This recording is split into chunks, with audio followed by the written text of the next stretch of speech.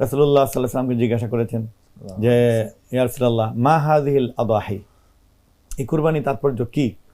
তখন তিনি বলেছেন হাইয়া সুন্নাতু আবিকুম ইব্রাহিম, এটি তোমাদের মানে পিতা আদি পিতা ইব্রাহিম আলাইহিস সালামের আদর্শ সুন্নত। তারপর সাহাবায়ে কেরাম জিজ্ঞাসা করেছেন যে মা লানা ফিহা ইয়া রাসূলুল্লাহ, এই কুরবানি দিলে মানে পশু জবাই করলে আল্লাহর হুকুমে পশুকে বিসর্জন দিলে আমাদের কি হবে, কি সব? তখন তিনি বলেছেন যে বিকুল্লি শারাতিন হাসানা, এই পশুর প্রতিটি পশমের বিনিময়ে আল্লাহ সব দিবেন। তো এই যে সবের জন্যই করা। তারপরে এটির যে গুরুত্ব আছে সেটি আবার নবীজি বলেছেন যে মান ওয়াজাদা সাআতান আন ইউদাহি ফালাম ইউদাহি ফালা ইয়াকরুবান্না মুসাল্লানা, যার কুরবানি করার সামর্থ্য আছে সে যদি কুরবানি না করে, অবহেলা করে, তাহলে সে যেন মুসলমানদের মুসাল্লা বা ঈদগাহে না আসে। তাহলে এটা গুরুত্ব বোঝানো হয়েছে।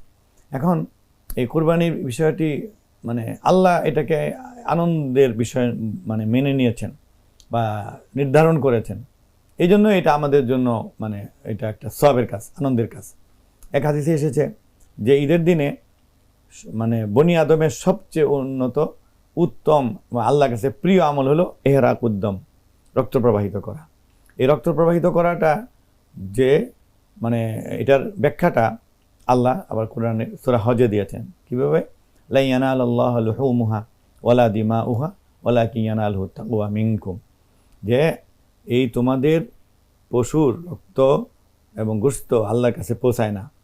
এটা তোমাদের বুঝতে হবে যে রক্ত তো আল্লাহ নিচ্ছেন না, গোশত নিচ্ছেন না, যাচ্ছে শুধু ইয়ানালুহু তাকওয়া মিনকুম, তোমাদের অন্তরের ইচ্ছাটি, তোমাদের ইখলাসটি, তোমাদের নিয়তটি, তোমাদের তাকওয়া, এটা আল্লাহ মানে পরীক্ষা করছেন। এবং আল্লাহ বলেন যে আমি কাযালিকা সাখখারাহা লাকুম, যে এই পশুগুলিকে আমি কোরবানির ক্ষেত্রে মানুষের অনুগত করে দিয়েছি।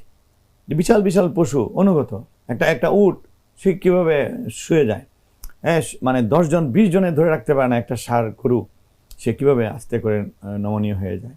তো আল্লাহ বলেন সাখখারাহা লাকুম, এই আল্লাহই তোমাদের জন্য এই পশুগুলোকে অনুগত করে দিয়েছেন।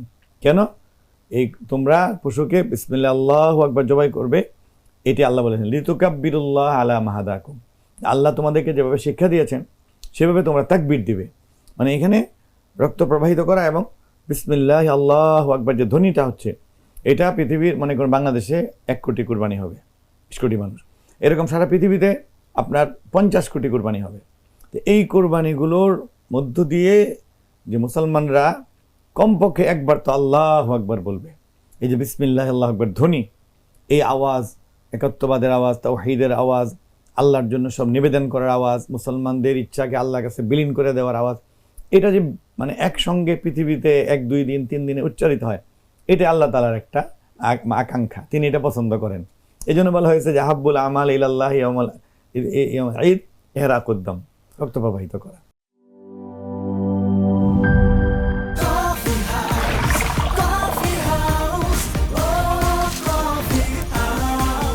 কফি হাউস, প্রতি চুমুকে আড্ডা জমে।